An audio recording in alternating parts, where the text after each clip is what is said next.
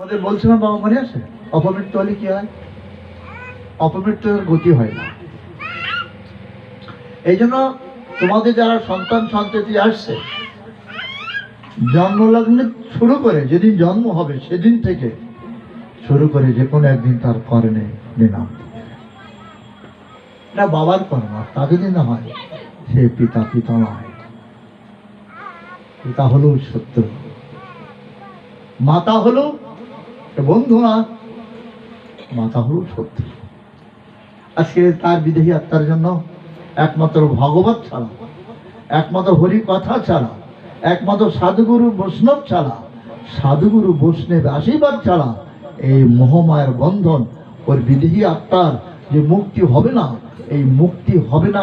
এর বন্ধন একমাত্র সাধুর কৃপায়, গুরুর কৃপায়, হরি নামের কৃপায় ভগবত পদ হতে পারে।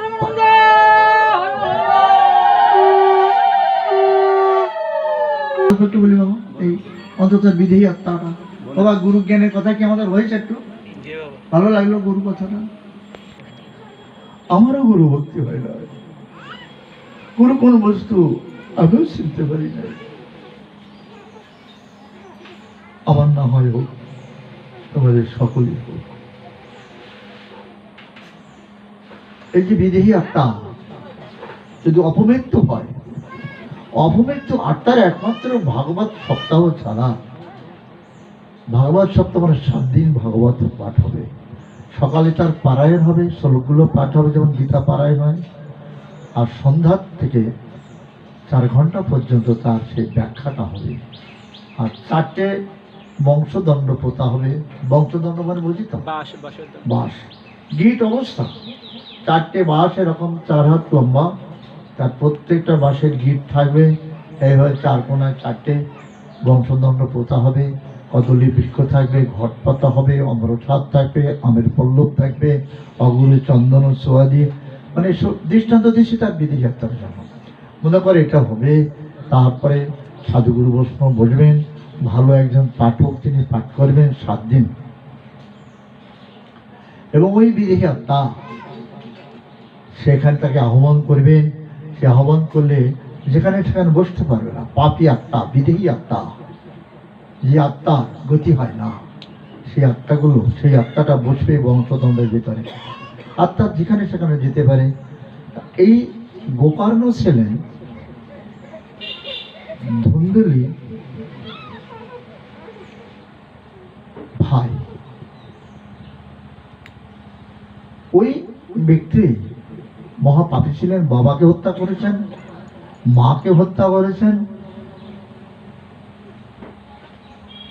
করার পরে 5 জন বেশ্যা নিয়ে সদা সর্বক্ষণ চলতেন। বেশ্যারা যতদিন পর্যন্ত তার সামর্থ্য ছিল, অর্থ ছিল, জৈবন ছিল, রূপ ছিল, বেশ্যারা কিন্তু ততদিন তার সঙ্গ করেছে। একটু বুঝতে পারি কথাটা। যখন তার রূপ থাকলো না, জৈবন থাকলো না, অর্থ থাকলো না, তখন বেশ্যারা আস্তে আস্তে কি করলেন না, এর সঙ্গ করলেন। তখন 5 জন বেশ্যা ধুন্ধকারীকে ওই গলায় ফাঁস দিয়ে, এ পাশে 3 জন, ও পাশে 2 জন, রাতের অন্ধকারে চেপে আর কি টান দিয়ে মারার চেষ্টা করেন। তাতেও মরে না। জ্বলন্ত 1 খণ্ড আগুন ওর গলের ভিতরে দিয়ে ঢুকাই দিলে তারপরে মরণটা কি ভালো হলো? মরণটা কি শুভ হলো? অশুভ।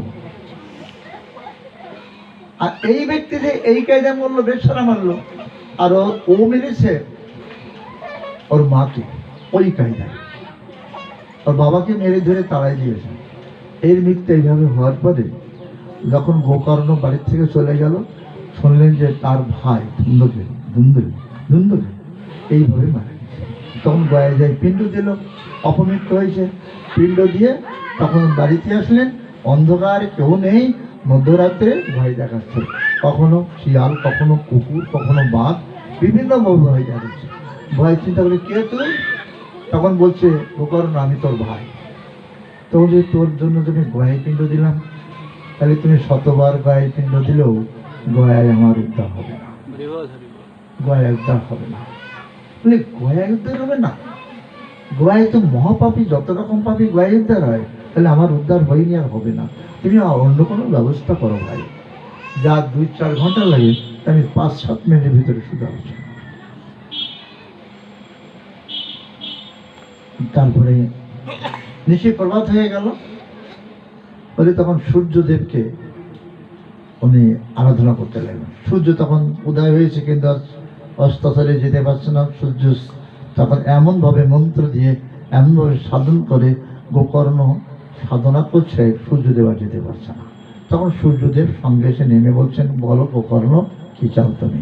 তখন বললেন, হে সূর্যদেব, আমি চাচ্ছি আপনার কাছে জানতে, আমার ভাই উদ্ধার হয়নি, আমার ভাই গয়ায় পিণ্ড দিয়েছে, সেখানে উদ্ধার হয়নি। তা তুমি বলো সূর্যদেব, আমার ভাই কি করলে উদ্ধার হবে? নইলে আমি তোমাকে ছাড়বো না, তোমাকে অস্ত্র দিতে পারবো। তখন সূর্যদেব বললেন, গোকর্ণ, তোমার ভাই আত্মার উদ্ধার হতে হলে ভাগবত সপ্তাহ করো। এই ভাগবত সপ্তাহ 7 দিন পাঠ করো। এই ভাগবত সপ্তাহ পড়ার সময় তোমার ভাইকে আহ্বান করো। তোমার ভাই আসবে, এইখানেই বংশদণ্ডর পরে অবস্থান করবে। 7 দিন পাঠ হলে 7 দিন অন্তে ও মুক্ত হয়ে যাবে। তারপর দিন উনি আর কি গ্রামের সকলকে জানালেন। আবাল বৃদ্ধ বনিতা ভাগবত আসরে আসলেন। প্রতিদিন পাঠ হয়। প্রতিদিন প্রথম দিন পাঠ হলো, কয়টা বাস দণ্ডের কথা বলেছি? কয়টা? 4টে।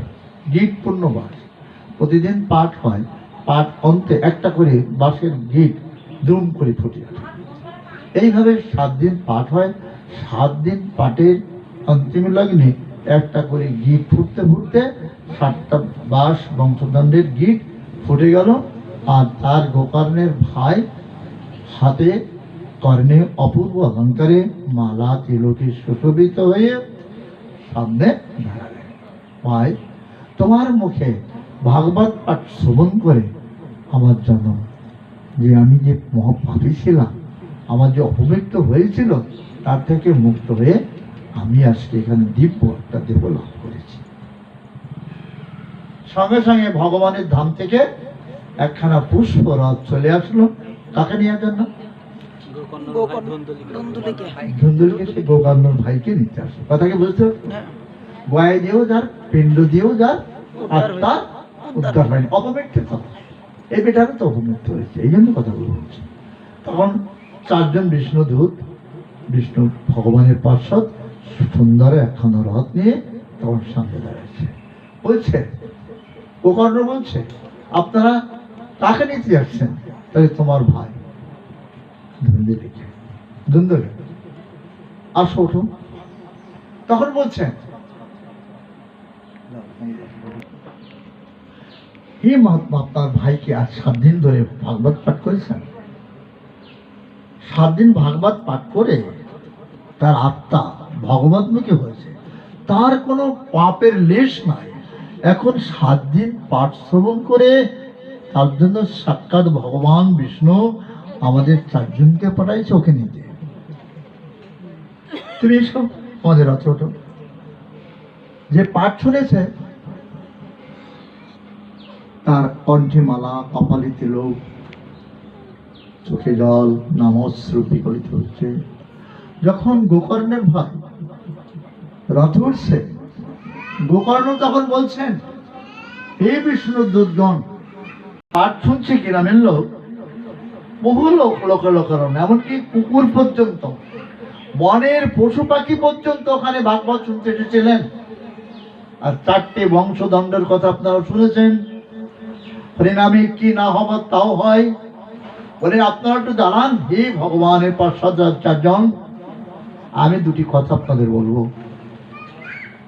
আমার ভাই মহাপাপী, সে যদি 7 দিন হরি কথা শুনে তার যদি আজ বৈকুণ্ঠ আপনার গতি হয়, তারা যদি তাকে যদি বৈকুণ্ঠে নিয়ে যান, ভগবত ধামে নিয়ে যান, এখানে যারা 7 দিন পাঠ করছে এদের কোথায় নিয়ে যাবেন? আর এদের রেখে চলে যাচ্ছেন। বিষ্ণুদূত বলছেন, হে মহাত্মা গোকর্ণ, আমরা আসবার সময় যিনি আমাদের পাঠাইছেন যে ভগবান, তিনি বললেন তোমরা যাও গোকর্ণকে নিয়ে, ধুন্ধুকারীকে নিয়ে আসো। আর যারা পাঠ শুনছে ওদেরকে আনবার জন্য আমি স্বয়ং যাব। ওদেরকে আনার জন্য আমি স্বয়ং নিজেই যাবো। যাও, হে গোকর্ণ, তুমি আবার পাঠের ব্যবস্থা করো। এই মহাপাপীর পাঠ শুনে পাপ মুক্ত হয়েছে, আমরা নিয়ে যাচ্ছি। এবার তোমরা আবার পাঠ শুরু করো। এইবার সাক্ষাৎ ভগবান আসবেন তোমাদের নিতে। শুধু সজ্জন, হরিকথা কখনো বিফলে যায় না। অন্তকালে যে মামে বসাল্লাম, মরণের সময় যদি হরিকথা বলা হয়, কীর্তন হয়, শুনতে শুনতে যাওয়া হয়, হরি নামেই তাকে হরিধামে নিয়ে যায়। আর এই জন্য আজকে আমরা যে হরিকথা শ্রবণ করছি, এই হরিকথা যদি হৃদয়ে ধরে রাখতে পারি, আর যা ধরে রাখেছি ওরা যার সময় হাতে থেকে খসে পড়বে। আজকের এই হরিকথাটার সঙ্গে একবার যদি কর্ণদ্বার দিয়ে হৃদয়ে প্রবেশ করতে পারে, দুই হাতে ধন সম্পদ পড়ে থাকবে। আজকের ভাগবত কথায় হৃদয় থাকলে শেষের দিন যেদিন ছুটির ঘন্টা বাজবে, এই হরিকথা, এই হরিকথায় আমার গৌর গোবিন্দের ধামে পরমানন্দ লাভ করে আমি সেখানে চলে যাব। আসেন সকালে বলুন তার বিধি আর তার উদ্ধারের জন্য ওই এরকম সময় তার এতটুকু সময়ের ভিতরে তার আলোচনা হয় না, 2 ঘন্টা 3 ঘন্টা হলে তারপরে আলোচনা হয়। কিন্তু এখন তো ভোগের সময় হয়েছে, আপনারা তো কীর্তন শুনবেন, তারপরে তুমি একটা যেরকম হলে একটা কীর্তন করবে, একটা ভজন করবে, আইলে ভবে।